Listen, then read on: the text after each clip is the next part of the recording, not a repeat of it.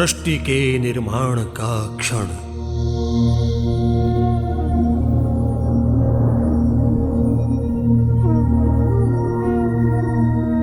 खोलती है मूक माटी।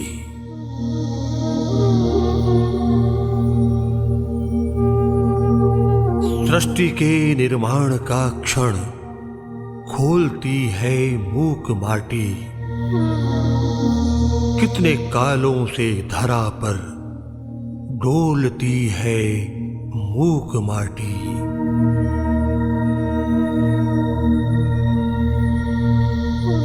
तत्व जीवन के मिलाकर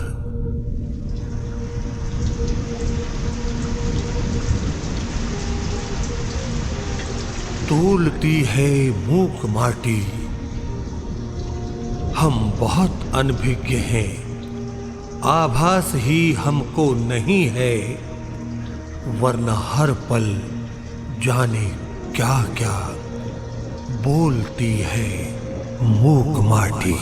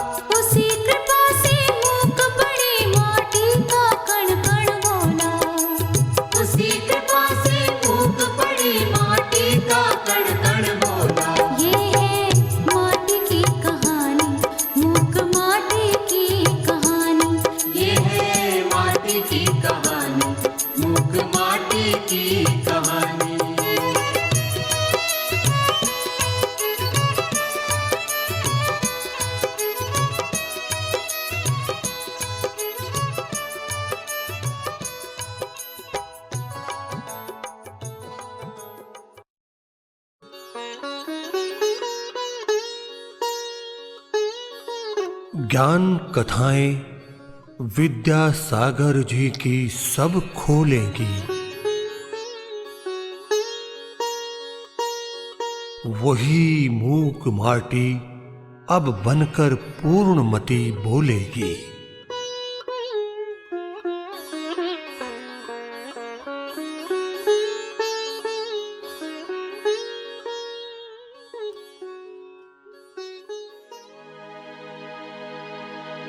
मैं बिनती हूँ एक अरज हूँ श्री गुरु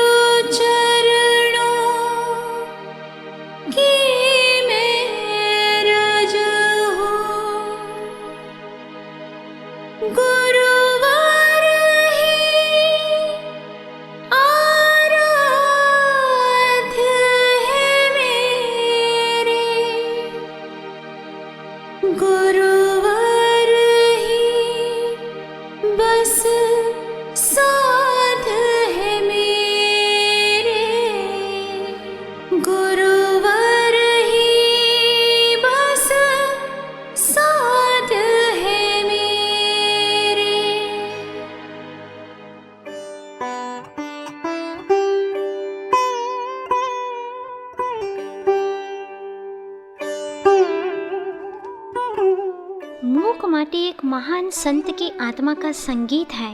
त्याग, तप और तेज की अनुभूतियों से गूंजता हुआ ये महाकाव्य अध्यात्म सरोवर के राजहंस, सौम्य स्वभावी ग्रंथराज समयसार और मूलाचार की जीवंत अनुकृति पूज्यपाद आचार्य श्री विद्यासागर जी महाराज की लेखनी का अद्भुत और विलक्षण चमत्कार है, जिसमें पददलित माटी को महाकाव्य का विषय बनाकर उसे संपूर्ण जीवन दर्शन का प्रतीक बना दिया। मुक्ति के द्वार को खोलने में सर्वथा सक्षम अध्यात्म की अनोखी अनुभूतियों का प्रतिबिंब है ये मूक माटी, जिसमें व्यथा, करुणा, मार्मिकता, आस्था और आनंद की अमराइयाँ 4 खंडों में पुष्पित और गुम्फित हो साकार होकर बोलती हैं। इसमें अंधकार से प्रकाश तक की और निगोद से मोक्ष तक की संपूर्ण यात्रा समाहित है। माटी इस महाकाव्य की मुखरित नायिका है और कुंभकार है नायक। माटी शिष्य का रूप है तो कुंभकार है गुरु। वात्सल्य और करुणा के अजस्र स्रोत को बहाने वाले श्री गुरुदेव ने अपने सुविचारों के वैभव से माटी को वो वरदान दिया कि उसके स्वर मुखरित हो उठे।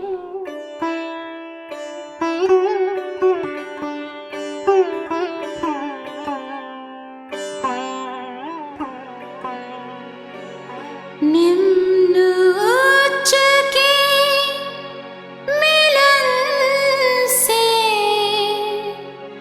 वह संकर हो जाए। नीर बनी जब क्षीर तो वर्ण लोभ हो जाए। नीर बनी जब क्षीर तो वर्ण लोभ हो जाए।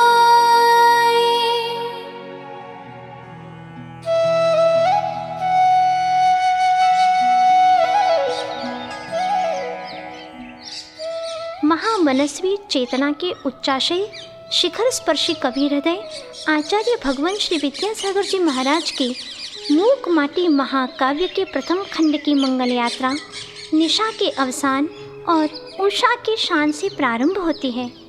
यह मंगल यात्रा प्रतीक है मिथ्यात्व की गहन रात्रि के समाप्त होने का और सम्यक स्वरूप मंगलमयी सुप्रभात का।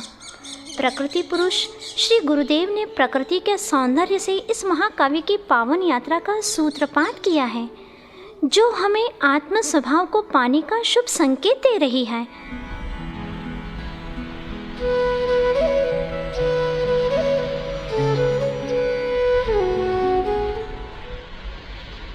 एक ओर बाल रवि उनिंदासा करवटें ले रहा है तो दूसरी ओर सरपट सागर की ओर सरकती सरिता तट की माटी माँ धरती से कहती है, हे माँ, स्वयं पतिता हूँ और पातिता हूँ औरों से अधम पापियों से पद दलिता हूँ। माँ, इस पर्याय की इति कब होगी, इस काया की च्युति कब होगी, बता दो माँ, बता दो माँ, इसे कुछ उपाय करो माँ, खुद अपाय हरो माँ, और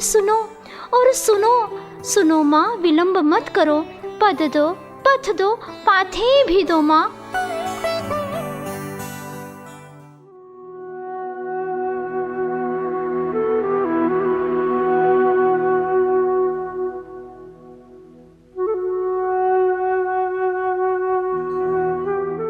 माटी के हृदय की व्यथा सुन माँ धरती के शांत आनंद पर स्नेह सिक्तता उद्भासित हुई और माँ धरती ने माटी को संबोधित किया, सत्ता शाश्वत होती है बेटा, सत्ता भास्वत होती है बेटा।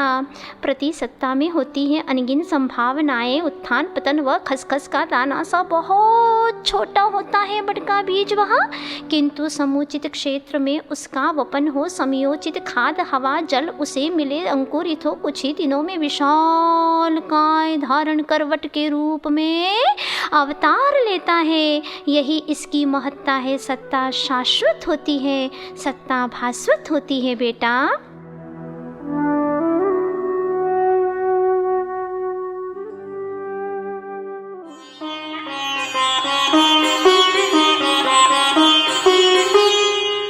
प्रत्येक आत्मा में परमात्मा होने की क्षमता है, बशर्ते उसे सही समागम मिले।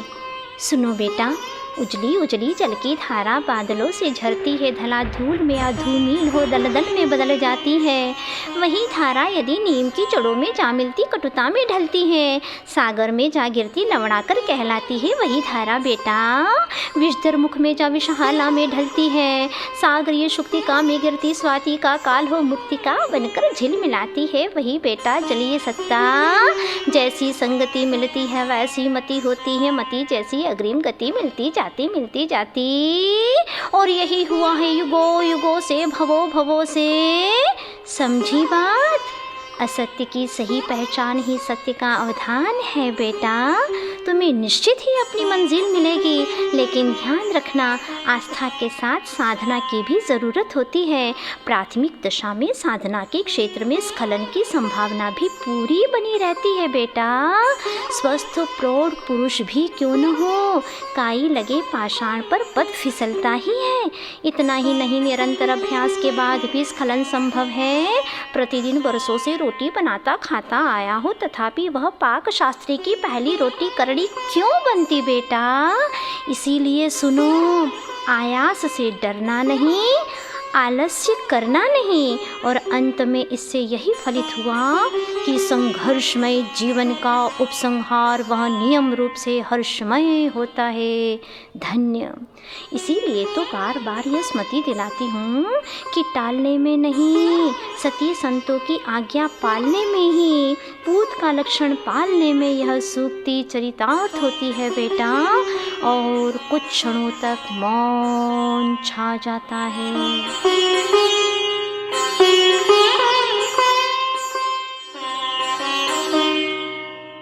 माटी ने धरती माँ की हर बात को हृदय से स्वीकार किया और वो कहती है माँ धरती से, हे माँ, चेतन की इस सृजनशीलता का भान किसे है? चेतन की इस श्रवणशीलता का ज्ञान किसे है? इसकी चर्चा भी कौन करता है रुचि से, कौन सुनता है मति से, और इसकी अर्चा के लिए किसके पास समय है माँ? आज तक इस जीवन में आध्यात्मिक अंकुर कभी नहीं फूटे। सच है, इस महाकाव्य के सृजता गुरुदेव श्री विद्यासागर जी महाराज ने प्रत्येक पृष्ठ पर नैतिकता, सात्विकता और धार्मिकता को समय समय पर उकेरा है, किंतु श्रोता जब आध्यात्मिक दृष्टिकोण से श्रवण करता है तो प्रत्येक अक्षरों से उभरता है आध्यात्मिक रस और आत्मिक आनंद झरने लगता है। माँ धरती कहती है, वाह वाह, धन्यवाद बेटा, मेरे आशय को तुमने समझ लिया। अब मुझे कोई चिंता नहीं, और कल की मंगलमयी प्रभात में कुंभकार आएगा तुम्हें पतित से पावन बनाने। समर्पण भाव से तुम्हें उनके चरणों में प्रणिपात करना है, अपनी यात्रा का सूत्रपात करना है। कुंभकार के आगमन के समय सूर्य रश्मियाँ अपना प्रकाश बिखेर चुकी थी। ठीक ही है, जब भव्य आत्मा को गुरु का सानिध्य प्राप्त होता है तो ज्ञान रश्मियाँ उसे अंतः प्रकाश से समालोकित कर देती हैं, और ये मंगल घटना का संकेत।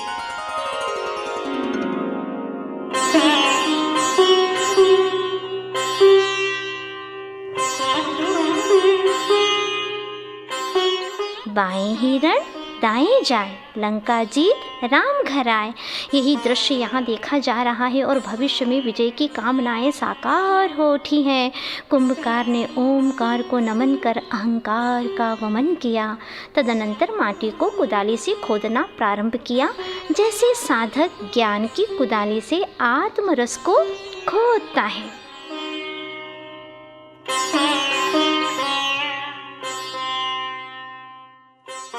भोली माटी बोरी में भरी जा रही है और अपनी पीठ पर रखकर गदहा जा रहा है उपाश्रम की ओर।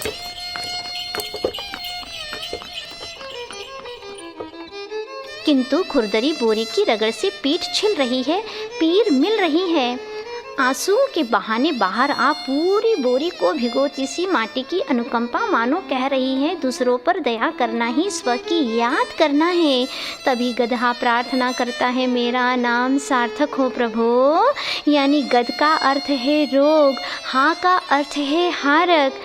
मैं सबके रोगों का हंता बनूं, बस, और कोई वांछा नहीं। गदहा गदहा माटी की करुण भावना ने गधे की पीठ के घाव में मृदु मरहम का काम किया तो गधे की अनुकंपा से माटी के गाल घावहीन हो, छेद शून्य हो धुल गए। परस्परोपग्रहो जीवानाम यह सूत्र सूक्ति चरितार्थ हुई। कर्म विजय की इस यात्रा में उपाश्रम का परिसर आ गया। तुरंत बारीक तार वाली चालनी लाई गई और माटी छानी जा रही है। स्वयं शिल्पी चालनी का चालक है। वास्तव में गुरु ही शिष्य के विकारी कंकरों को निकाल सकते हैं। तभी माटी का संशोधन हुआ और माटी को संबोधन हुआ, किंतु निष्कासित कंकरों में समुचित सा अनुभूत संक्रोधन हुआ। तथापि संयत भावों में शिल्पी से निवेदन करते हैं वे कंकर कि हमारा वियोगीकरण माँ माटी से किस कारण हो रहा है। मृदु शब्दों में शिल्पी ने कहा कि नीर का क्षीर बनना ही वर्ण लाभ है, वरदान है, और क्षीर का फट जाना ही वर्ण संकर है, अभिशाप है। इससे ही फलित हुआ अलम विस्तरेण।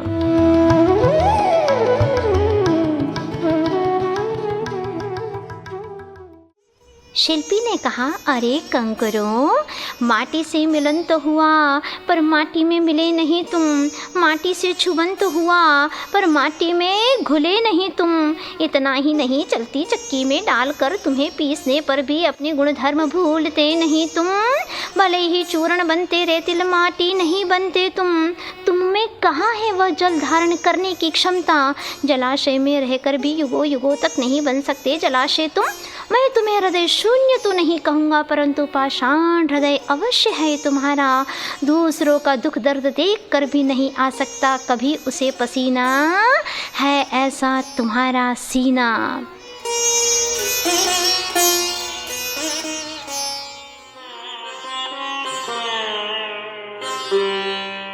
अंत में कंकरों का दल रो पड़ा।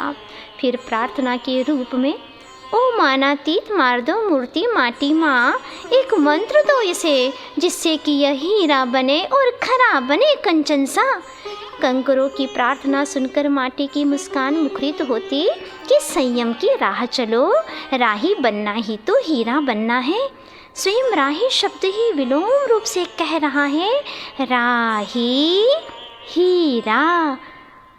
अब तन और मन को तप की आग में तपा तपा कर जला जला कर राख करना होगा, यतना घोर करना होगा, तभी कहीं चेतन आत्मा खरा उतरेगा। खरा शब्द स्वयं ही विलोम रूप से कह रहा है, राख बने बिना खरा दर्शन कहाँ। राख खरा। आज माटी को बस फुलाना है और इस कार्य हेतु तो प्रांगण में कूप है। कूप पर खड़ा है कुंभकार, कर में थी बाल्टी, भंवर कड़ीदार, उसे नीचे रखता है और उलझी रस्सी को सुलझा रहा है। झड़सी वह सुलझती भी, पर सुलझाते समय रस्सी के बीचों बीच एक गांठ आ पड़ी। कसी गांठ है वह, बहुत पुरुषार्थ करने पर भी गांठ खुल नहीं रही है। तब उत्तेजित हो घटती इस घटना को देख कर रसना भी बोल उठी,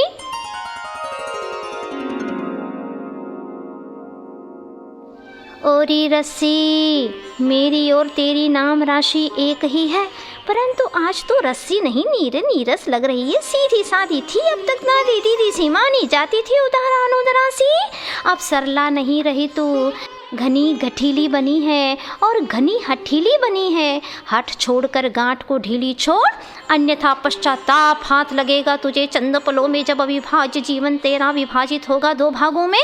और इस निंद्य कार्य के प्रति छी छी थू थू कह धिक्कारती सी रसना गांठ के संधि स्थान पर लार छोड़ती है।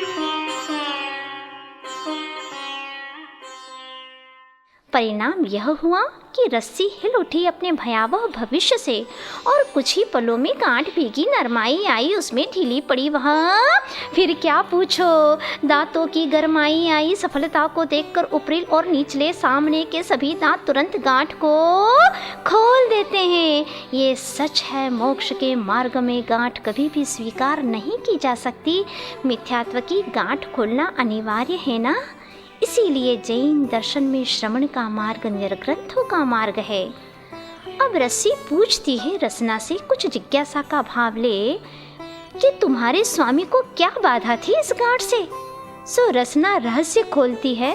सुन री रस्सी, मेरे स्वामी संयमी हैं, हिंसा से भयभीत और अहिंसा ही जीवन है उनका।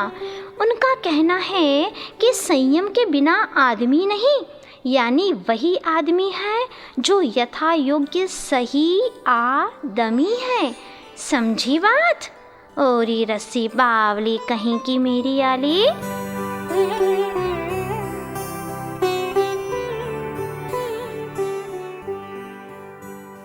इधर इधर ये क्या?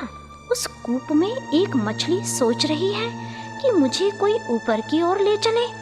इतने में ही एक बाल्टी यान सम उतरती हुई दिखाई दी, जिस पर लिखा हुआ था धम्मो दया विशुद्धो, धम्मम शरणम गच्छामि। वह संकल्पिता मछली उस बाल्टी में प्रवेश कर जाती है, किंतु अन्य साथी मछलियां रोकती हैं उसे और कहती हैं कि दया का कथन निरा है और दया का वतन निरा है। कहाँ तक कहें, अब धर्म का झंडा भी डंडा बन जाता है, शास्त्र शस्त्र बन जाता है अवसर पाकर।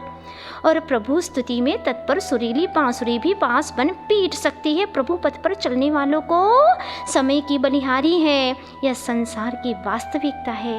मुक्ति की राह पर चलने के लिए तत्पर मुमुक्षु आत्मा को विचलित किया जाता है। सखी की बात सुन मछली पुनः कहती है, यदि तुझे नहीं आना है मत आ, परंतु उपदेश देकर व्यर्थ में समय मत गवा। कुछ ही क्षणों में इस अवसर पर पूरा परिवार आ उपस्थित होता है और मुदित मुखी वह तैरती हुई मछलियों से उठती हुई तरल तरंगों से घिरी मछलियाँ ऐसी लगती है कि सबके हाथों में एक एक फूल माला है और सत्कार किया जा रहा है महा मछली का। नारे लग रहे हैं, मोक्ष की यात्रा सफल हो, मोह की मात्रा विफल हो, धर्म की विजय हो, कर्म का विलय हो, जय हो जय हो जय हो, जय जय जय जय हो। और वह बाल्टी यान सम ऊपर उठने को है और मंगल कामना मुखरित होती है मछली के मुख से।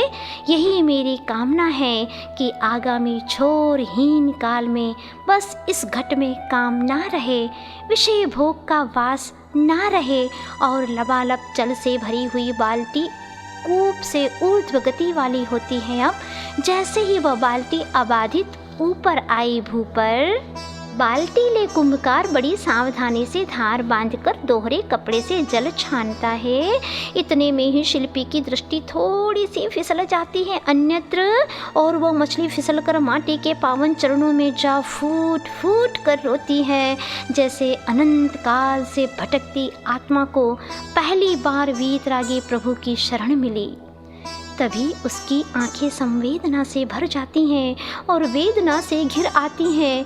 अब मछली कहती है माटी को, कुछ तुम भी कहो माँ। मछली की प्रार्थना सुन माटी कहती है, सुनो बेटा, यही कलयुग की सही पहचान है, जिसे खरा भी अखरा है सदा और सतयुग तो उसे मान बुरा भी बुरा सा लगा है सदा। समझी बात बेटा? तब मछली कहती है, इसीलिए मुझे सल्लेख ना दो माँ, बोधि के बीच सो उल्लेख ना दो माँ, मुझे देखने दो, समाधि को बस देख सकूं। इस पर मुस्कान लेती हुई माटी कहती है कि सल्लेखना यानी काय और कषाय को क्रश करना होता है बेटा, और अंत में यही कहना है कि अपने जीवन काल में छली मछलियों से छली नहीं बनना, विषयों की लहर में भूल कर भी मत चली बनना, और सुनो मासूम मछली रहना, यही समाधि की जनी है। और माटी संकेत करती है शिल्पी को कि इस भव्यात्मा को कूप में पहुंचा दो सुरक्षा के साथ अविलंब, अन्यथा इसका अवसान होगा तो उसके भागी तुम बनोगे। तभी कूप में एक बार और दया विशुद्धो धम्मो ध्वनि गूंजती है और ध्वनि से ध्वनि प्रतिध्वनि निकलती हुई दीवारों से टकराती टकराती ऊपर आ उपाश्रम में लीन डूबती सी मूक माटी।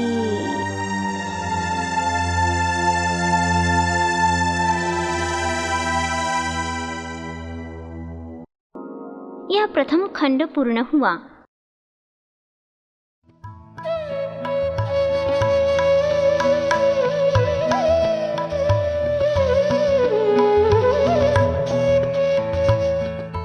अध्यात्म जगत के अनमोल रत्न, हिमालय से ऊंचे त्यागी, सागर से गहरे ज्ञानी, महाकवि आत्मानुभवी आचार्य मनीषी ने इस महाकाव्य के द्वितीय सोपान को नाम दिया है शब्द सो बोध नहीं, बोध सो शोध नहीं। शब्द शक्ति सामर्थ्य है, जिसे हुआ ये बोध, बैरागी तन कर रहा, रोम रोम में शोध, बैरागी तन कर रहा, रोम रोम में शोध। माटी की मंगल यात्रा जारी है और शिल्पी कुमकुम सम मृदु माटी में मात्रानुकूल मिलाता है छना निर्मल जल। नूतन प्राण फूंक रहा है माटी के जीवन में, करुणा में, कण कण में। माटी को ज्ञानी की उपमा देते हुए महाकवि कहते हैं कि अस्थिर को स्थिरता मिली, अचिर को चिरता मिली, नव नूतन परिवर्तन। हाँ, अब चलती शीतकाल की बात है। शिल्पी की वह सहज रूप से कटती सी रात है। तभी कुछ कहती है माटी शिल्पी से बाहर प्रांगण से ही, काया तो काया है, जड़ की छाया माया है, लगती है जाया से, सो कम से कम एक कंबल तो काया पर ले लो ना। और चुप हो जाती है माटी। तुरंत फिर शिल्पी से कुछ सुनती है। कम बल वाले ही कंबल वाले होते हैं और काम के दास होते हैं। हम बल वाले ही राम के दास होते हैं और राम के पास होते हैं। दूसरी बात यह है कि स्वभाव से ही प्रेम है हमारा और स्वभाव में ही क्षेम है हमारा। पुरुष का प्रकृति में रमना ही मोक्ष है, सार है, और अन्यत्र रमना ही भ्रमना है, मोह है, संसार है। इस प्रकार शिल्पी के सहज जीवन के साथ माटी की अंतर यात्रा सहज चल रही है। फूल दलों से पूरी फूली माटी है, किंतु अभी रूखापन है। चिकनाहट की चूलिका तक पहुंचाने शिल्पी का आगमन हो रहा है। तभी जैसे पुण्य कर्म में पाप कर्म के कांटे विघ्न पैदा करते हैं, वैसे ही एक कांटा जो माटी खोदने के अवसर पर कुदाली की मार खाकर जिसका सर अध फटा है, जिसका कर अध कटा है, दुबली पतली सी कमर कटी थी उसकी वहीं अब और कटी है। जिधर की टांग टूटी है उधर की ही आंख फूटी है। और चपला अबला उम्र पर भी असर पड़ा है मार का, लगभग वह भी घटी। कहाँ तक कहें, कांटे की कटीली काया दिखती अब अटपटी सी है। कांटे ने शिल्पी से बदला लेना ठान लिया है। तभी माटी ने कहा, सुनो, बाली से बदला लेना ठान लिया था दशानन ने, फिर क्या मिला फल? तन का बल मथित हुआ, मन का बल व्यथित हुआ और यश का बल पतित हुआ। यही हुआ ना। त्राहि माम, त्राहि माम, त्राहि माम, यूँ चिल्लाता हुआ राक्षस की ध्वनि में रो पड़ा। तभी उसका नाम रावण पड़ा। इस पर कांटे अपनी महत्ता अनेक उदाहरण से बताते हैं, किंतु अंत में क्षमा की मूर्ति शिल्पी की शांत मुद्रा को देखकर कांटा माटी से कहता है कि कम से कम शिल्पी इस भूल के लिए क्षमा याचना तो करे माँ। यह सुनते ही शिल्पी ने कहा, खमामि खमन्तु मे, क्षमा करता हूँ सबको, क्षमा चाहता हूँ सबसे। सुनते ही बोध भाव का आगमन हुआ और शोध भाव को नमन हुआ। कांटे के बदले की भावना बदल गई। सच है, सच्चे हृदय से की गई क्षमा शूल को भी फूल बना देती है। तुरंत ही कांटा शिल्पी से कहता है, भूल क्षम्य हो स्वामिन, इसे एक अच्छा मंत्र दो। इस पर शिल्पी कहता है, मंत्र नहीं अच्छा होता है और नहीं बुरा, अच्छा बुरा तो अपना मन होता है। स्थिर मन ही वह महामंत्र होता है और अस्थिर मन ही पाप तंत्र स्वच्छंद होता है। मोह और मोक्ष के संबंध में कांटे की जिज्ञासा पर शिल्पी का संबोधन होता है कि अपने को छोड़कर पर पदार्थ से प्रभावित होना ही मोह का परिणाम है और सबको छोड़कर अपने आप में भावित होना ही मोक्ष का धाम है। गूढ़ अध्यात्म को सुनकर कह उठा कंटक, धन्य हो, धन्य हो। अब शिल्पी का आगमन हो रहा है माटी की ओर। फूली माटी को रौंदना है, रोंद कर लोंदा बनाना ही रोंदन क्रिया भी वह हथेलियों से संभव नहीं, वह पक्तलियों से ही संभव है। किंतु अचानक शिल्पी का दाहिना पद चेतना रहित हो रहा है। खून का बहाव था जिसमें उसमें खून का जमाव हो रहा है। अब शिल्पी की पांचों इंद्रियां माटी को रोंदने में अनुमोदना तक नहीं करती, तब मौन छा जाता है।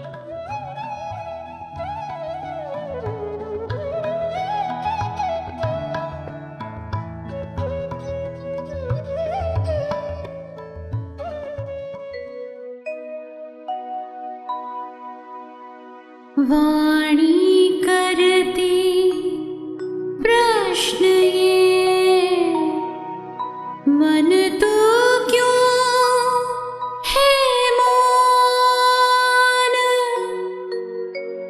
इन सांसों के बीच में बोल रहा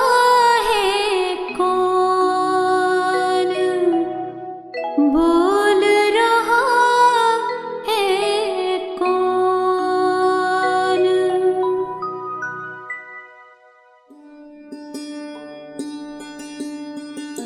इतने में शिल्पी का चेतन अपना आशय बताता है। वेतन वाले वतन की ओर कम ध्यान दे पाते हैं और चेतन वाले तन की ओर कब ध्यान दे पाते हैं। इसी बीच शिल्पी का अंतरंग उपयोग जागृत होता है और उसका दाहिना चरण ही सर्वप्रथम मंगलाचरण करता है। शनै शनै ऊपरेल नीचे की ओर, निचली ऊपर की ओर, छटपट छटपट उल्टी पलटी जाती माटी और मोम की भांति माटी की मृदुता निखर चुकी है। रौंदन क्रिया और गति पकड़ती है और पूरा चलकर विश्राम करो। इस पंक्ति ने शिल्पी के चेतन को सचेत किया। माटी की गहराई में डूबते हैं शिल्पी के पद आ जानो। माटी के लिपटन की इस क्रिया में महासत्ता माटी की बाहुओं से फूट रहा है वीर रस, और इस प्रकार क्रमशः हास्य, रौद्र, भय, विस्मय, श्रृंगार, बीभत्स और करुणा इन 8 लौकिक रस का मनोहारी चित्रण कर अंत में अलौकिक शांत रस का सौम्य शब्दों में वर्णन किया है। करुणा, वात्सल्य और शांत रस का सुंदर विवेचन करते हुए पूर्ण हो जाती है रोंदन क्रिया और माटी का लौंदा बना चक्र को घुमाता है शिल्पी। जैसे कि प्रभु होने के लिए प्रभु के चारों ओर परिक्रमा चक्कर लगाता है भव्य, वैसे ही माटी घूम रही है और पिंड से पिंड छुड़ाती हुई कुंभ के रूप में जा ढलती है। घृत से भरा घट सा बड़ी सावधानी से शिल्पी ने चक्र पर से कुंभ को उतारा धरती पर। 2-3 दिन का अवकाश मिला तो कुंभ का गीलापन मिट गया, सो उसका ढीलापन भी सिमट सा गया। आज शिल्पी को बड़ी प्रसन्नता है। कुंभ को उठा लिया है हाथ में, एक हाथ में सोट लिया, दूसरे हाथ में कुंभ को ओट देकर खोट पर चोट की। तदनंतर कुंभ पर तद्वोद्घाटक संख्याओं, शब्दों और अंकों में सुंदर कविताओं का चित्रण किया। 9 और 99 जो कि मोक्ष और संसार के प्रतीक हैं। दूसरी कविता 63 और 36 जो शलाका पुरुष और दुर्जनों का प्रतीक है। तीसरी श्वान और शेर जो मिथ्या दृष्टि और सम्यक दृष्टि का प्रतीक है। इसी भांति कछुआ और खरगोश में प्रमादी और निष्प्रमादी की पहचान कराते हुए ही और भी जो कि एकांत और अनेकांत मत का प्रतीक है। वीतरागी मूरत का दर्शन कराते हुए कर पर कर दो, मानव जीवन मरहम की भांति कोमल बने, ऐसी जीवंत कविता चित्रित है। मरहम मरहम बने। और अंतिम कविता है मैं दोगला। इसके 3 रत्न के धारी महाकवि ने 3 अर्थ बताते हुए कहा, मैं द्विभाषी हूँ, मैं धूर्त मायावी हूँ और मैं यानी अहम को दोगला अर्थात समाप्त कर दो।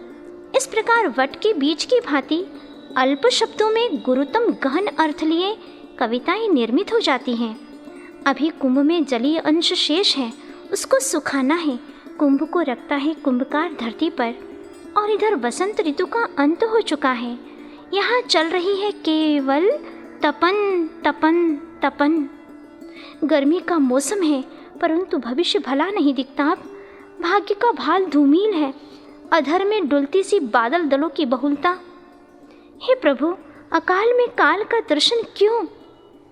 इस दृश्य को साक्षी भाव से निहारती सी मूक माटी।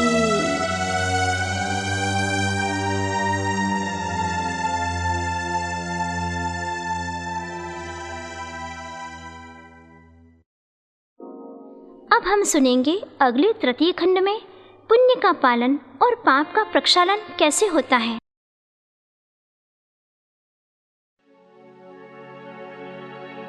जीवन मरण समान ही, पाप पुण्य है दोय।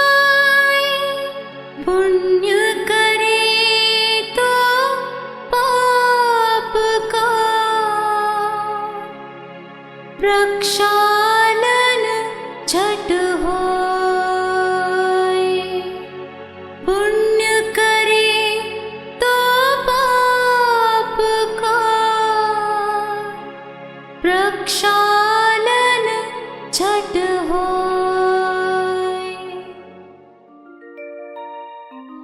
सागर धरती के वैभव को बहा बहा कर ले गया है। यह जलधि ने जड़धि का बुद्धिहीनता का परिचय दिया है।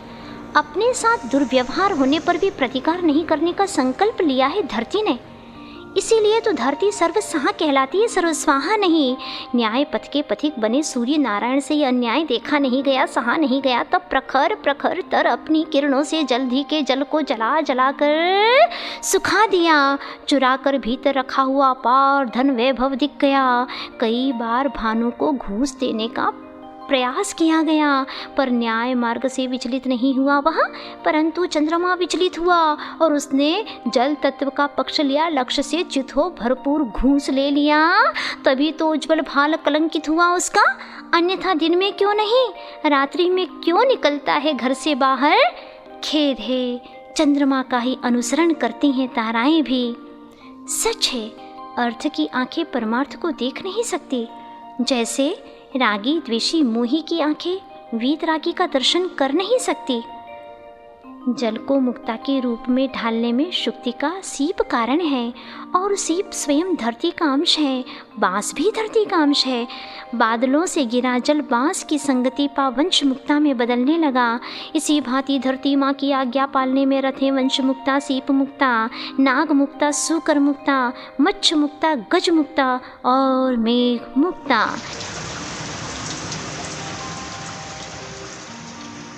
इन सब विशेषताओं से सातिशय यश बढ़ता गया धरती का, किंतु जैसे विषय भोगी को वितराग विज्ञान अच्छा नहीं लगता, वैसे ही चंद्रमा की चांदनी को धरती का यश अच्छा नहीं लगता। इसी प्रसंग में मंगल घट की मंगलमय यात्रा आगे प्रयाण करती है। 3-4 दिन हो गए, किसी कारणवश विवश होकर जाना पड़ा कुंभकार को बाहर, पर प्रवास पर तन ही गया है उसका। मन यहीं पर बार बार लौट आता आवाज़ पर। इस बीच सागर के संकेत पाकर गजगामिनी ब्रह्मामिनी दुबली पतली कटी वाली गगन की गली में अबलासी पीत पद्म शुक्ल लेशाधरी 3 बदली निकल पड़ी है। बदलियों का प्रयास चलता है सर्वप्रथम प्रभा को प्रभावित करने का। कुछ ही पलों में प्रभा तो प्रभावित हुई, किंतु प्रभाकर के पराक्रम में कमी नहीं आई। जैसे दिव्य देवांगनाओं के कटीले कटाक्ष वैरागी को किंचित भी प्रभावित नहीं कर पाते। अपनी पत्नी किरणों को प्रभावित देखकर प्रभाकर का प्रवचन प्रारंभ हुआ। प्रवचन प्रासंगिक है, पर है सरोष।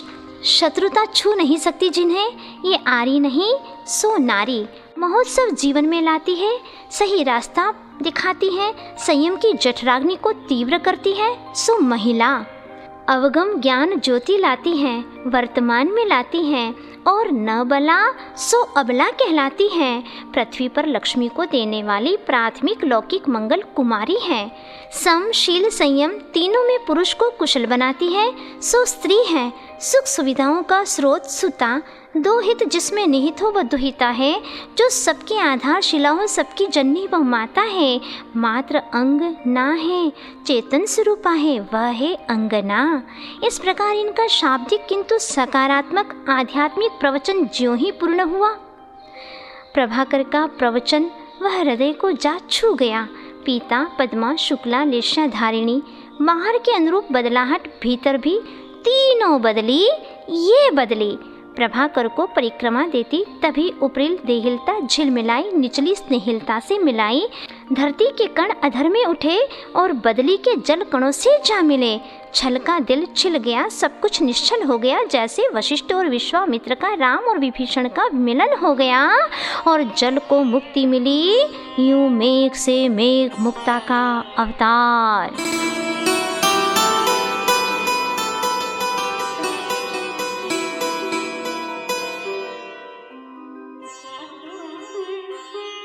और मुक्ता की वर्षा होती अपक्व कुंभों पर कुंभकार के प्रांगण में, किंतु कुंभकार की अनुपस्थिति प्रांगण में मुक्ता की वर्षा हाथों हाथ हवा से उड़ी बात राजा के कानों तक जा पहुंचती है।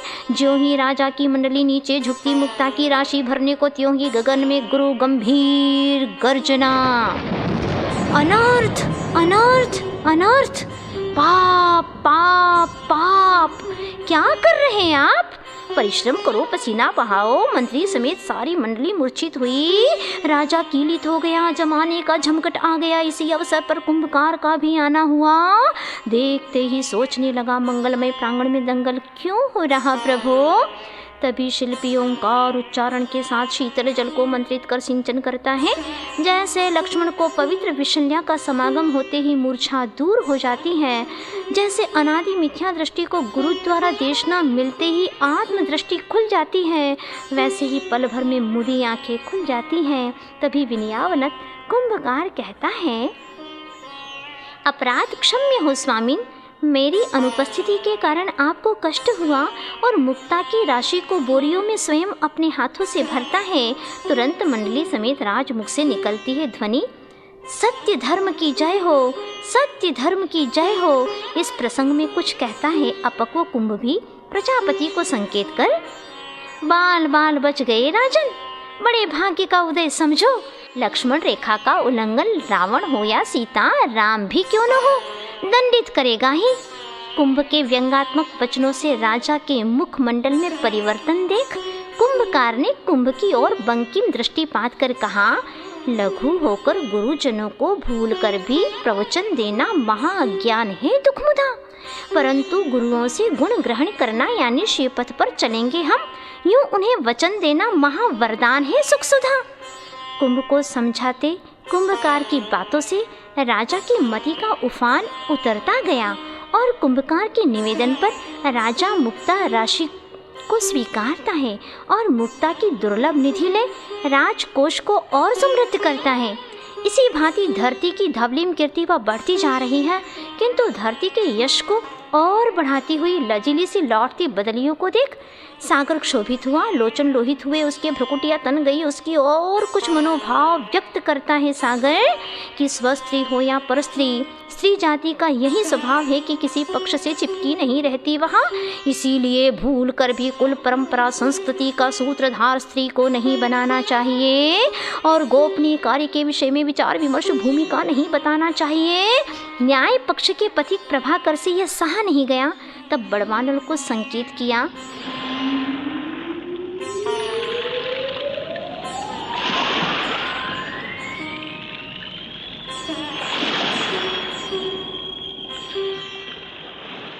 तभी ठहाका लेता हुआ सागर व्यंग करता हुआ कहता है बड़वानल से कि पित्त प्रशमन हेतु मुझसे याचना कर सुधा कर सम सुधा सेवन किया करो और प्रभाकर का पक्ष न लिया करो।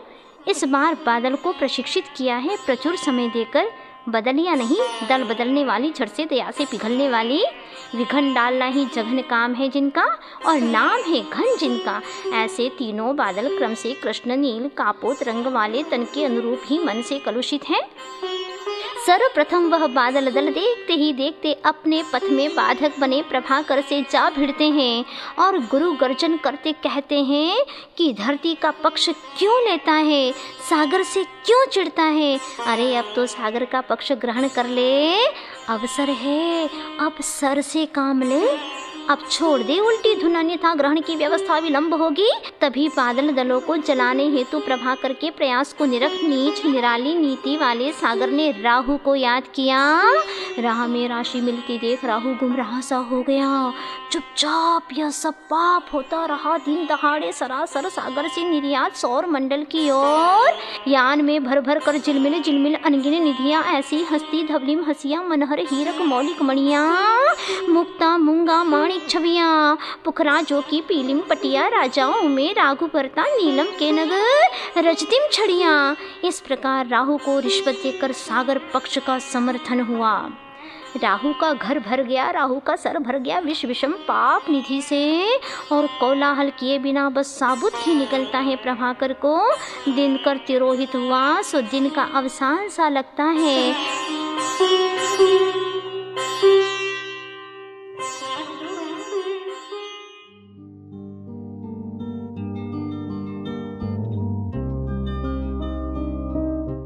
सत्य परेशान हो सकता है किंतु पराजित नहीं। कर्मों की कितनी ही तेज आंधी क्यों न चले, किंतु आत्म स्वभाव की दीप को कभी बुझा नहीं सकती। सज्जन की भांति सूर्य धरती के पक्ष में है और सूर्य अग्नि तत्व है और अग्नि मित्र है पवन का। इस प्रसंग में अरुक अथक होकर भी पवन के पथ थमे हैं आज। अपनी मित्र की आजीविका लुटती देख सारे वन उपवन में केवल भर भर आया है करुण क्रंदन। यही नहीं, पंछी दल ने संकल्प लिया कि सूर्य ग्रहण का संकट यह जब तक दूर नहीं होगा तब तक भोजन पान का त्याग। बादलों का कई गुना खून बढ़ गया, किंतु यह स्मरण रहे, जब हवा काम नहीं करती तब दवा काम करती है, जब दवा काम नहीं करती तो दुआ काम करती है, जब दुआ भी काम नहीं करती तो स्वयंभुवा काम करती है। तब धरती के कण अपने वंश माटी की रक्षा के लिए आशीष मांगते हैं और धरती माँ के मुख से आशीर्वचन सुनते यूँ, पाप पाखंड पर प्रहार करो, प्रशस्त पुण्य स्वीकार करो। तुरंत ही रणभेरी सुनी योद्धा शंभू कण उड़ते हैं नभ की ओर, कई जल कणों को सोखते जा रहे हैं जैसे पुण्य पाप को सुखा देता है। इस अवसर पर इंद्र भी अवतरित हुआ, किंतु केवल धनुष दिख रहा, इंद्र नहीं, क्योंकि महापुरुष प्रकाश में नहीं आते। महाकवि लिखते हैं कि मैं यथाकार बनना चाहता हूँ, व्यथाकार नहीं, और मैं तथाकार बनना चाहता हूँ, कथाकार नहीं। यहाँ महाकवि की लोकेशना से परे आत्मस्वरूप की ऐषणा स्पष्ट झलक रही है। इस युद्ध में जहाँ देखे वहाँ भूकण ही भूकण, थोड़े ही शेष है जलकण। सो सागर ने फिर से प्रेषित किए बादल दल और सागर के संकेतानुसार बिजली का उत्पादन किया। इंद्र की आंखें भी झपकने लगी। तभी इंद्र ने आवेश में अमोघ अस्त्र बादलों पर फेंक दिया। वज्राघात से मेघों के मुख से आह ध्वनि निकली। रावण की भांति रोना सागर के लिए अपशकुन सिद्ध हुआ। सागर ने कहा बादलों से, इंद्र ने अमोघ अस्त्र चलाया तो तुम राम बाण से काम लो, ईंट का जवाब पत्थर से दो और तुरंत ओला वृष्टि। लघु गुरु अणु महा त्रिकोण चतुष्कोण वाले तथा पंच पहलू वाले, भिन्न भिन्न आकार वाले, भिन्न भिन्न भार वाले, गोल गोल सुडोल ओले, क्या कहीं क्या बोले, जहाँ देखो वहाँ ओले, और सौर मंडल भर गया। जैसे सम्मिक्त्व होते ही मिथ्यात्व के 3 टुकड़े हो जाते हैं, वैसे ही भूकणों से जलकण कई भागों में बट गए। जलकणों को मस्तक पर लेकर उड़ रहे हैं भूकण, जैसे हनुमान अपने सर पर हिमालय ले उड़ रहा हो। ऊपर घटती घटना को कुंभ खुली आंखों से साक्षी भाव से देख रहा है। जैसे निश्चय सम्यक दृष्टि पर द्रव्य को साक्षी भाव से जानता है, देखता है। आश्चर्य तो इस बात का है कि एक भी ओला कुंभ को भग्न नहीं कर सका। अभी उपसर्ग शांत नहीं हुआ, इतने में शिल्पी के सिंचन से पल्लवित गुलाब के फूल ने अपने मित्र पवन का स्मरण किया। फूल ने पवन को प्रेम से नहला दिया, बदले में पवन ने फूल को हिला दिया। प्रासंगिक कर्तव्य को जानकर पूरी शक्ति लगाकर पापोन्मुखी बादलों को अपने चपेट में ले पवन फेंक देता है जड़ तत्व के स्रोत सागर की ओर। बादल दल के साथ असंख्य ओले सागर में गिरते एक साथ, जैसे पाप कर्म के वशीभूत हो नरकों में कोलाटे लेते शठनायक नारक गिरते ज्यों। पवन हर्षित हुआ, उत्साह से भरा सौर मंडल कह उठा, धरती की प्रतिष्ठा बनी रहे और हम सब की धरती में निष्ठा घनी रहे। बस अन्याय चाहे कितना भी करो, इंसाफ एक दिन होकर रहेगा। कोयला चाहे छुपकर ही खाओ, मुंह तो काला होकर रहेगा। कर्मों के दरबार में देर है मगर अंधेर नहीं, एक न एक दिन दूध का दूध और पानी का पानी होकर ही रहेगा। उपसर्ग दूर हो गया है, सूरज निकल आया है। जैसे अज्ञान के मेघ पटल से दूर होकर केवल ज्ञान रूपी सूरज प्रकाशित होता है, तभी कुंभकार को देख कुंभ ने कहा, परिशः उपसर्ग के बिना कभी स्वर्ग और अपवर्ग की उपलब्धि न हुई न होगी। त्रैकालिक सत्य है यह। अपक्व कुंभ की परिपक्व आस्था पर कुंभकार को आश्चर्य हुआ और कहा, आग की नदी को भी पार करना है तुम्हें, वह भी बिना नौका। इस पर कुंभ कहता है, जल और ज्वलनशील अनल में अंतर शेष रहता ही नहीं साधक की अंतर्दृष्टि में। कुंभ की ये पंक्तियाँ बहुत ही असरदार सिद्ध हुई। इस प्रकार चारित्र आराधना स्वरूप तृतीय खंड पूर्ण हुआ। अब होगी अग्नि की परीक्षा और मिलेगी चांदी सी राख।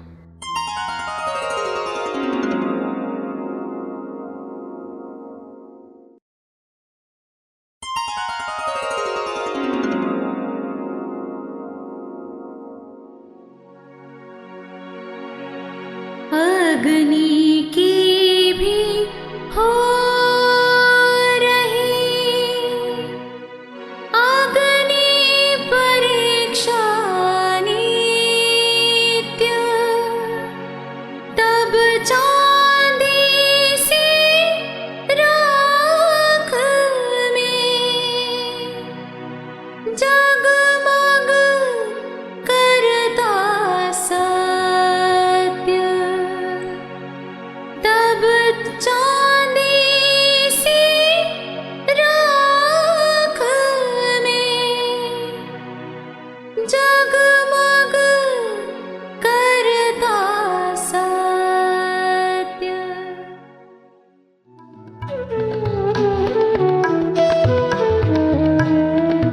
अब कुंभ को अवा के अंदर पहुंचाना है।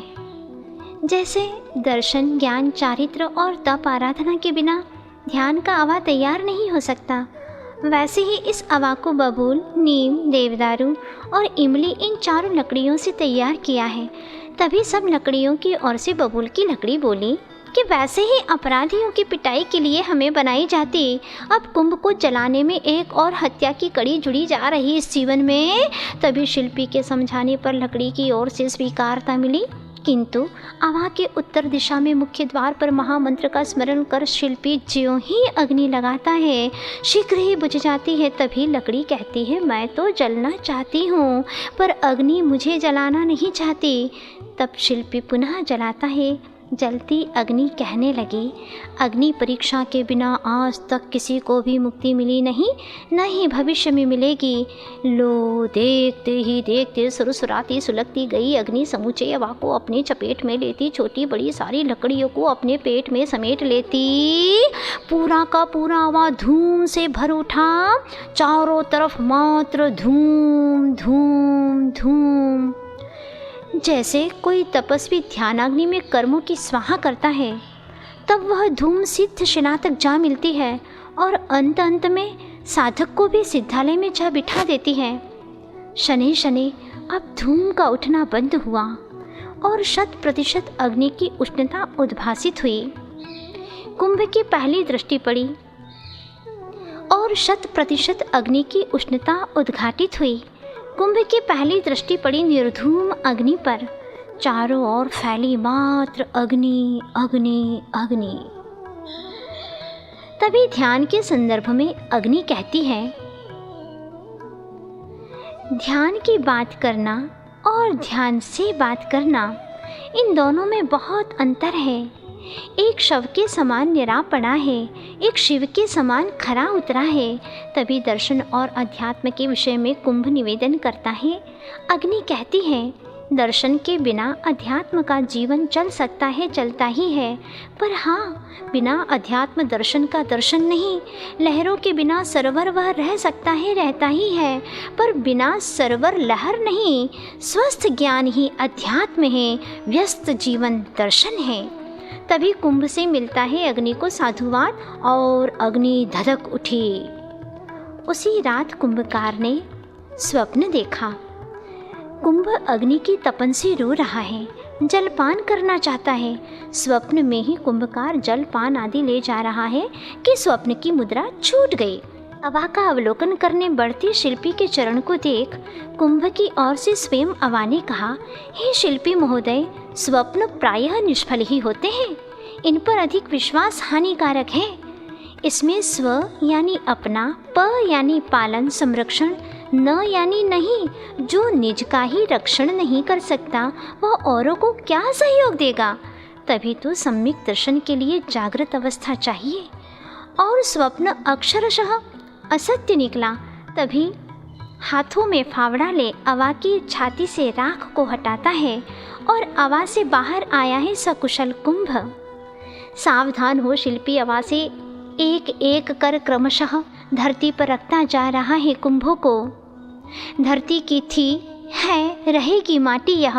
अभी कुंभ को अवा से निकले 2-3 दिन भी नहीं हुए कि शुभ भावों का उमड़न, वीतरागी श्रमण का पात्रदान, अतिथि सत्कार।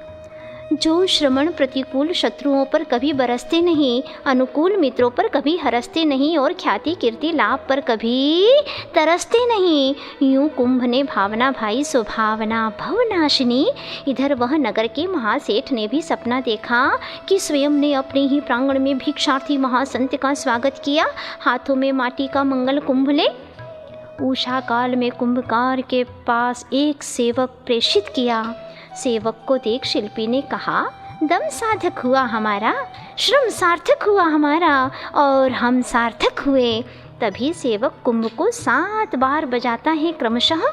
स्वर उभरे, सारे ग म प ध नि, यानी सारे गम दुख आत्मा का स्वभाव नहीं है। घनश्याम सा श्याम पड़ गया है उसका शरीर।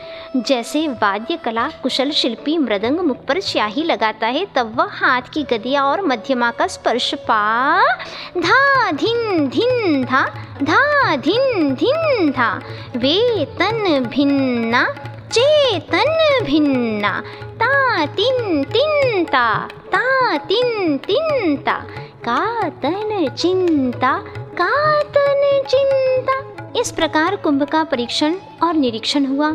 1-2 लघु 1-2 गुरु कुंभले समुचित धन देने का प्रयास हुआ कि शिल्पी बोला, धन कोई मूलभूत वस्तु है ही नहीं।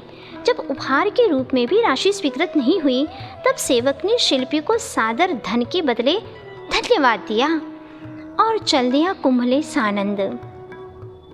तभी सेठ कुंभ हाथ में ले शीतल जल से धोता है, फिर दाएं हाथ की अनामिका से कुंभ के चारों ओर मलयाचल के चंदन से स्व की उपलब्धि हेतु स्वस्तिक अंकित करता है और हल्दी की 2 पतली रेखाओं से कुंभ का कंठ शोभित हुआ। कुंभ पर रखा है श्रीफल। प्रायः सबकी चोटियाँ अधोमुखी हुआ करती हैं, परंतु श्रीफल की चोटी अर्धमुखी है, इसीलिए श्रीफल के दान को मुक्ति फल प्रदा कहा। सेठ अपने प्रासाद के 5म खंड पर स्थापित चैत्यालय में अभिषेक और पूजन कार्य से निवृत्त हो प्रांगण में पूरे हुए चौक के समीप माटी का मंगल कुंभले खड़ा हो गया। इतने में ही आते हुए अतिथि का दर्शन हुआ। प्रारंभ के कई प्रांगण बिजली की चमक की भांति पार कर गए। पात्र का प्रांगण में आना, फिर बिना पाए भोजन पान लौट जाना, घनी पीड़ा होती है दाता को इससे। एक दाता ने तो मन की बात सहज भाव से सुना दी कि हे महाराज, विधि नहीं मिली तो नहीं सही, कम से कम इस ओर देख तो लेते।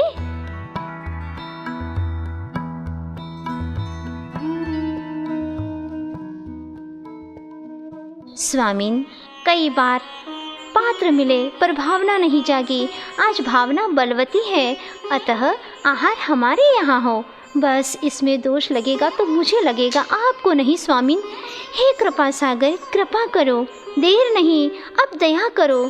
तभी मुस्कान के साथ मुनि आगे बढ़ जाते हैं। दाता बोला, दांत मिले तो चने नहीं, चने मिले तो दांत नहीं, दोनों मिले तो पचाने को आत नहीं।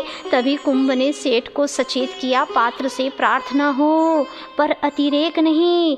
इस समय सब कुछ भूल सकते हैं पर विवेक नहीं। सेठ संयत हुआ और संत की गति मंद हुई देख मध्यम मधुर स्वरों में अभ्यागत का स्वागत प्रारंभ हुआ। भो स्वामिन, नमोस्तु नमोस्तु नमोस्तु, अत्र अत्र अत्र, तिष्ठ तिष्ठ तिष्ठ। संत आरु के प्रांगण में जैसे ग्रह नक्षत्र ताराओं समेत रवि और शशि मेरु पर्वत की प्रदक्षिणा देते हैं, वैसे ही सपरिवार सेठ अतिथि की परिक्रमा लगाता है। पुनः मन वचन काय शुद्ध है, अन्नपान शुद्ध है। आइए स्वामिन। बिना पीठ दिखाए संत को भोजनालय में उच्चासन आसीन किया, मानो हृदय के आंगन से मन के मंदिर में ज्ञान की वेदिका पर स्थापित किया हो। चरणाभिषेक का गंधोदक मस्तक पर लगाया। अष्टकर्म नाश हेतु अष्ट द्रव्य से पूजन कर आहार हेतु निवेदन किया। संत ने प्रभु होने के लिए प्रभु का स्मरण किया और दोनों हाथों को पात्र बनाकर अंतर में अध्यात्म रस को पीते हुए समता भावों से हाथों को आगे बढ़ाया। स्वर्ण कलश, रजत कलश, स्फटिक की झारी, ये सब दिखाने पर भी संत ने करपात्र नहीं खोला। तब कपते हाथों से माटी के कुंभ को आगे बढ़ाया। सेठ ने तुरंत ही अंजुलि खुल पड़ती है। इस भांति भोजन में गोरस चल रहा है, भीतर में शांत रस चल रहा है। इधर घर के सब बाल बालाओं को भीतर रहने की आज्ञा मिली है, फिर भी बीच बीच में खिड़कियों से एक दूसरे को आगे पीछे करते बाहर झांकने का प्रयास चल रहा है। सीमा में रहना असंयमी का काम नहीं, और इधर सर को भी कसकर बांध रखा है सेठ ने, बालों के बवाल से बचने हेतु कहीं अंतराय न हो जाए, इस भीति से। तभी सानंद संपन्न हुआ आहार दान। तन शुद्धि करके संत परम तत्व में लीन हो गए।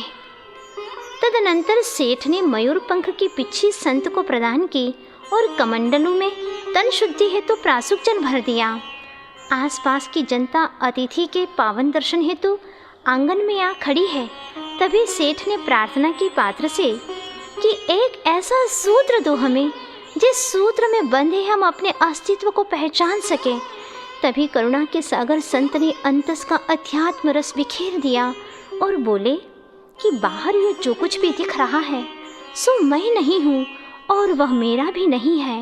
ये आँखें मुझे देख नहीं सकती, मुझ में देखने की शक्ति है, उसी का मैं सृष्टा था, हूँ, रहूँगा, सभी का दृष्टा था, हूँ, रहूँगा। बाहर यह जो कुछ भी दिख रहा है सो मैं नहीं। यूँ कहते कहते चल पड़े वह उपवन की ओर। पात्र के पीछे छाया की भांति चल रहा है सेठ। नगर के निकट उपवन है, उपवन में नसिया जी है। नसिया में नेमिनाथ भगवान का दर्शन हुआ, निज आत्मा का भान हुआ।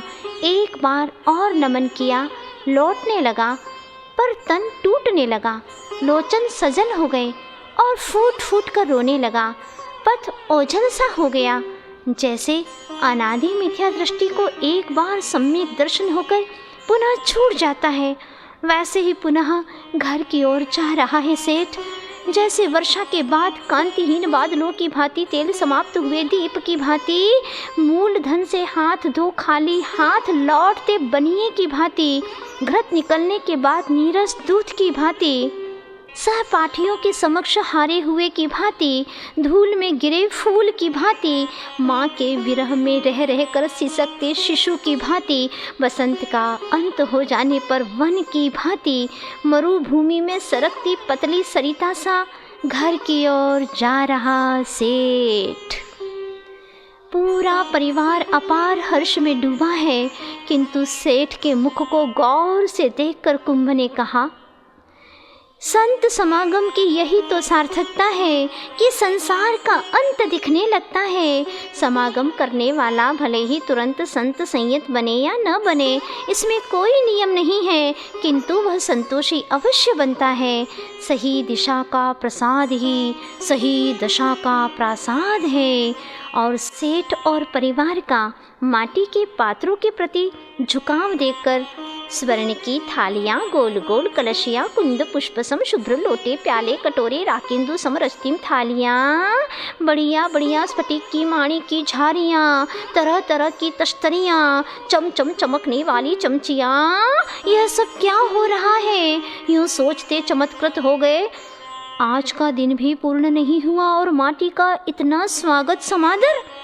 शांति के साथ सेठ ने कहा कि मात्र रज को कोई सर पर नहीं चढ़ाता, मूढ़ मूर्ख को छोड़कर रज में पूज्यता आती है चरण संपर्क से। यह सब प्रभाव जो हम पर पड़ा है समता के धनी श्रमण का है। अंत में यूं कह सेठ भोजन प्रारंभ करता कि कलश ने व्यंगात्मक कहा, कोश के श्रमण बहुत बार मिले हैं, होश के श्रमण होते विरले ही। खदबद खिचड़ी का पकना वह अविकल चलता ही रहा और संत के नाम पर और आक्रोश। सभी बर्तन क्रोधित हैं, कारण संत ने उनसे आहार नहीं लिया, माटी के बर्तन से आहार लिया है। तभी लेखनी स्वर्ण कलश को मशाल और माटी के कुंभ को दीपक की उपमा देती है। इस भांति कुंभ और अन्य पात्रों के बीच वाद विवाद होता गया। प्रायः सब पात्रों ने माटी के पात्र को उपहास का पात्र ही बनाया और खुलकर सेठ और श्रमण की अभिनय की। अब इधर परिवार का भोजन पूर्ण हो चुका है, दैनिक कार्यों से निवृत्त हो सो रहा पूरा परिवार, किंतु बार बार करवटें ले रहा सेठ। उसका तन आमूल चूल तवा सम तप रहा है और लाल लोहित कपाल बना सेठ का, जिस पर बैठने को मचलता हुआ एक मच्छर जो बैठ नहीं रहा, घबरा रहा है। उसके मित्र मतकुण यानी खटमल को भी कुछ नहीं मिला, क्योंकि सेठ का तन तप रहा है। एक से एक अनुभवी चिकित्सा विद्या विशारद विश्वविख्यात वैद्य सेठ की चिकित्सा हेतु आए हैं। क्रमशः सबने अपने निर्णय लिए। सबका अभिमत एक रहा कि दाह का रोग हुआ है, आह का योग हुआ है, चाह का भोग हुआ है। इसमें कारण है गुरु का विरह। जैसे केवली श्रुत केवली के पाद मूल बिना क्षायिक सम्यक्त्व नहीं हो सकता, वैसे ही प्रकृति के आश्रय बिना प्रकृति यानी स्वस्थ स्वभाव का दर्शन कैसे हो सकता है। प्रासंगिक विषय में माटी का कुंभ बोल पड़ा। पथ्य का सही पालन हो तो औषध की आवश्यकता ही नहीं, और यदि पथ्य का पालन नहीं हो तो भी औषध की आवश्यकता नहीं। तभी यह सूक्ति गुनगुनाती है, माटी पानी और हवा 100 रोगों की एक दवा। कुमकुम समृदु काली माटी में नपा तुला शीतल जल मिला, उसे रौंद रौंद कर एक टोप बनाकर मूर्छा के प्रतिकार हेतु सेठ जी के सर पर चढ़ाया गया। तप्त लोह पिंड की भांति वह उष्णता को प्रतिपल पीने लगा। अधरों का सूक्ष्म स्पंदन होने लगा। भीतर ही भीतर ओमकार का उच्चारण हो रहा है, किंतु आंखों में तीव्र जलन है। तब माटी के कुंभ ने कहा कि मात्र हृदय स्थल को छोड़कर शरीर के किसी भी अवयवों पर माटी का प्रयोग किया जा सकता है। इतना सुनते ही दोनों आंखों पर माटी रखी गई और कुछ ही पलों में वैद्यों ने देखे सफलता के लक्षण। तभी भोजन पान के विषय में भी चिकित्सक दल ने कहा कि माटी के पात्र में तैयार किया गया निर्विकार तक्र का सेवन कराना है, साथ ही कर्नाटकी ज्वार का रवादार दलिया देना है, किंतु संध्या काल को टालकर, क्योंकि योग के काल में भोग का होना रोग का कारण है और भोग के काल में रोग का होना शोक का कारण है। जैसे इस महाकाव्य में माटी ही माटी की महत्ता है, वैसे ही जीवन में आत्मानुभूति की ही महत्ता है। इस भांति माटी के सफल उपचार से माटी का यश बढ़ता जा रहा है। इधर स्वर्ण कलश का क्रोध बढ़ता जा रहा है, किंतु क्रोध की क्षमता है कितनी? क्षमा के सामने कब तक टिकेगा वह? तभी सौम्य भावों से भरा माटी के कुंभ ने स्वर्ण कलशी से कहा, ओरी कलशी, कहाँ दिख रही है तू कलसी? केवल आज कर रही है कल की नकलसी। तू रही न कलशी कलसी। वह मधुरीम सुधा कहीं गई है निकलसी, और ही कलसी कहाँ दिख रही है तू कलसी। माटी के व्यंगात्मक भाषा सुन बदले के भाव से भरा भीतर से जलता घुटता स्वर्ण कलश परिवार सहित सेठ को समाप्त करने का षड्यंत्र करता है। दिन और समय निश्चित होता है आतंकवाद को आमंत्रित करने का, और गुपचुप मंत्रणा होती है स्वर्ण कलश की अपने सहचरों से अनुचरों से। तभी स्वर्ण कलश के सन्मुख बड़ी समस्या आ खड़ी हुई कि अपने में ही एक और असंतुष्ट दल का निर्माण हुआ है, और उस दल की संचालिका है स्फटिक की उजली झारी। वह प्रभाविता है माटी के कुंभ से। धीरे धीरे झारी का पक्ष सबल होता जा रहा है। चंद चमक से उछलती हुई चांदी की कलशियाँ, चालाक चालकों से छली बड़ी छोटी चमचियाँ, तामसता से तने तमतमाते ताम्र बर्तन, और भी भ्रम में पड़े प्यासे प्याले प्यालियाँ, ऐसे लगभग सभी भाजन स्वर्ण पक्ष को ठुकराकर झारी के चरणों में झुकते हैं। तभी झारी कहती है, हे स्वर्ण कलश, संत की दृष्टि में सोने की गिट्टी और मिट्टी एक है। अब मान यान से नीचे उतर कर आओ तुम। जैसे सीता को लौटाने हेतु मंदोदरी का संबोधन रावण को कहाँ प्रभावक रहा, और विभीषण भी राम में जा मिला, वैसे ही स्फटिक की झारी माटी के पक्ष में मिलकर संकेत करती है। और कुंभ ने सेठ परिवार को सचेत किया। तभी आसपास की निरपराध जनता आतंकवाद में कहीं फंस न जाए, इस पवित्र भावना से घर के पिछले द्वार से पूरा परिवार निकल जाता है। सेठ के हाथ में है मात्र एक पथ प्रदर्शक कुंभ, पीछे पाप भीरू परिवार। इस प्रकार पुर गोपुर पार कर घनी वनी में जा पहुँचे। तभी बांस पंक्ति वंशमुक्ता की वर्षा करती है। इसी बीच सिंह से सताया भयभीत हाथियों का दल अपनी ओर आता देख परिवार ने कहा, डरो मत। प्रेम भरी आंखों से बुलाया उसे। सुनते ही गजदल गजमुक्ता चढ़ाता है विनीत भाव से। तभी पीछे से गरजती हुई आई आतंकवाद की ध्वनि, अरे कातरों ठहरो, काया का राग छोड़ दो अब। तभी पीछे मुड़कर देखा, क्रूर रौद्र आकार वाले आतंकवाद को देख गजदल भी परिवार को बीच में करता हुआ चारों ओर से घेर कर खड़ा हो गया। हाथियों की गर्जना से गगनांगन गूंज उठा।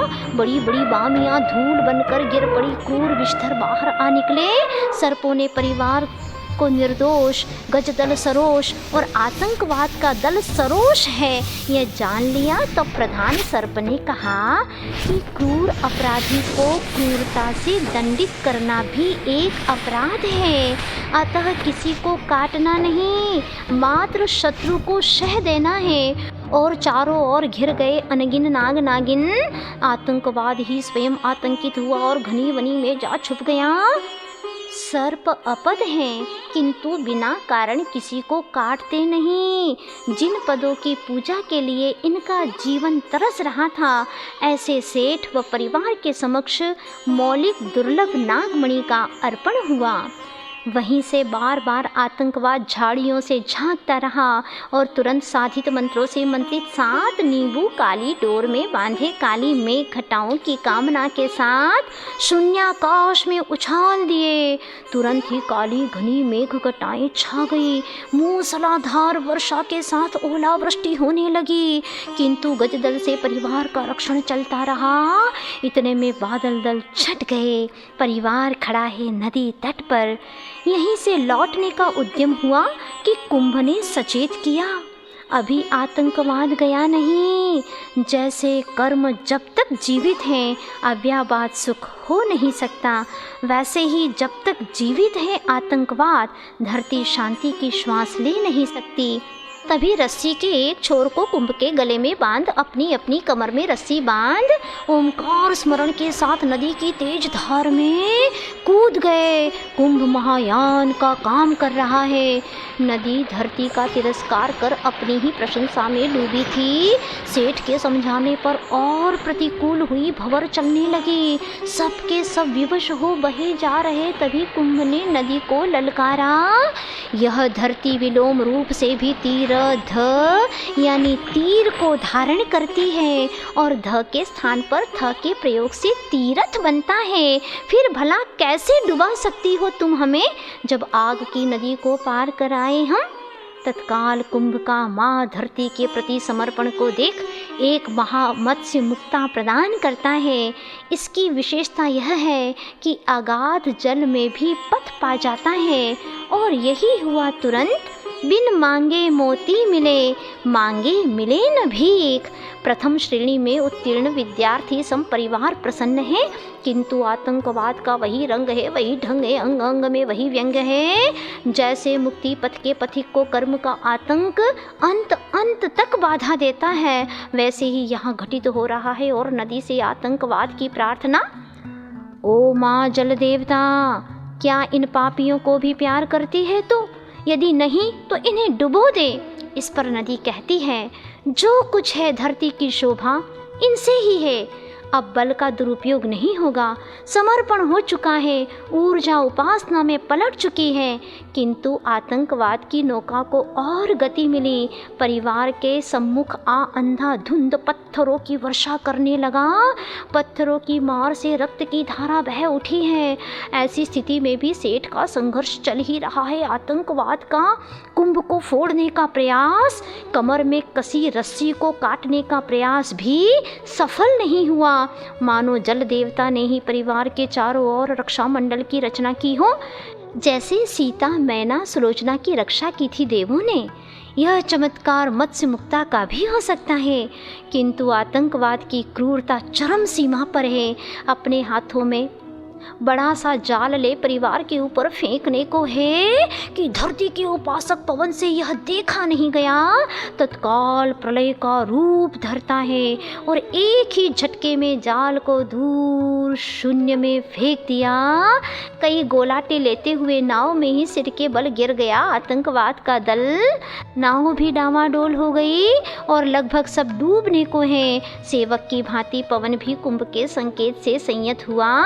परिवार को 3 परिक्रमा देती आतंकवाद की नाव। जैसे लक्ष्मण की मूर्छा टूटी विशल्या की मंजुल अंजुली के जल सिंचन से, वैसे ही आतंकवाद की मूर्छा टूटी, किंतु फिर वही पकड़ो पकड़ो, ठहरो ठहरो, मारो या हमारा समर्थन करो। यह सुनकर परिवार का दिल हिल उठा। आत्मसमर्पण की सोच ही रहा था कि नदी ने कहा, उतावली मत करो। सत्य का समर्पण, वह भी असत्य के सामने। क्या सती चलेगी व्यभिचारिणी के पीछे? नहीं नहीं, कभी नहीं। कहती कहती नदी कोपवती हो आतंक की नाव को नचाने लगी। तुरंत ही आतंक दल ने परिवार डुबोने के लिए जल देवता का स्मरण किया। तब देवों ने कहा, विद्या बल की अपनी सीमा होती है। हम स्वयं सेठ परिवार के समक्ष मृग शावक से खड़े हैं। इतने में ही आतंक दल की नाव डूबने लगी। देवता दल की बात सच निकली। पश्चाताप से घुटता कहता आतंक कि हे क्षमा के अवतार, तुम्हारे बिना हमें यहाँ शरण नहीं है। तब सेठ ने कहा, माँ धरती की आंखों में नहीं, गोद में शरण लो। तुरंत ही डूबते हुए आतंकवाद के 9 सदस्यों को सेठ परिवार के सज्जन सदाशयी सम्यक दृष्टि 9 आत्माओं ने हस्तावलंबन दे तार दिया। आतंकवाद का अंत और अनंतवाद का श्री गणेश, संसार का अंत सिद्धालय का श्री गणेश। आगे ही मंगल कुंभ और इधर नदी के कूल में आकुलता दिखने लगी। कुंभ का स्वागत करना है उसे। तभी चाव से कुंभ ने तट का स्पर्श किया। कर्मों की नदी से बाहर निकल आए सब प्रसन्नता की श्वास स्वीकारते। परिवार ने कटी में कसी रस्सी के प्रति कृतज्ञता व्यक्त की और परिवार छने जल से कुंभ को भरकर आगे बढ़ा कि वही पुराना स्थान जहाँ माटी लेने आया है कुंभकार। परिवार सहित कुंभ ने कुंभकार का अभिवादन किया कि स्मृतियाँ ताजी हो आई।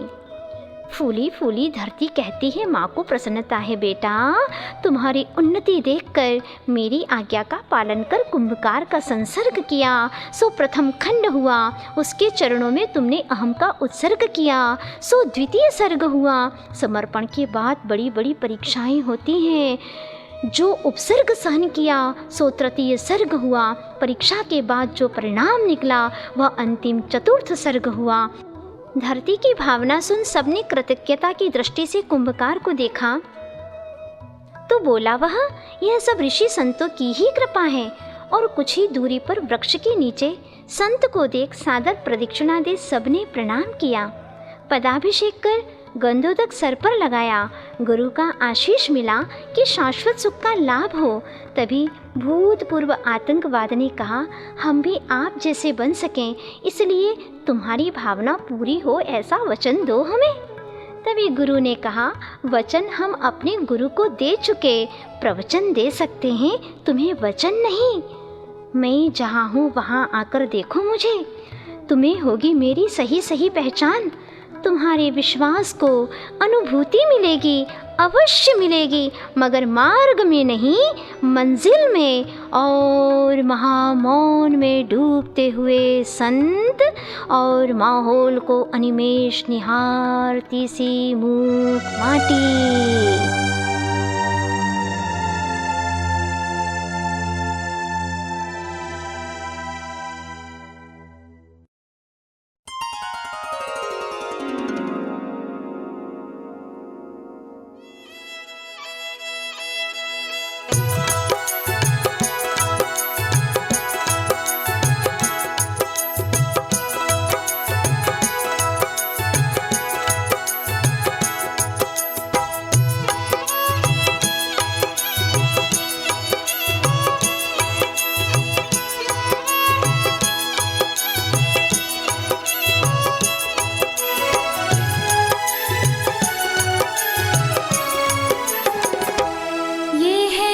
माटी की कहानी, मूक माटी की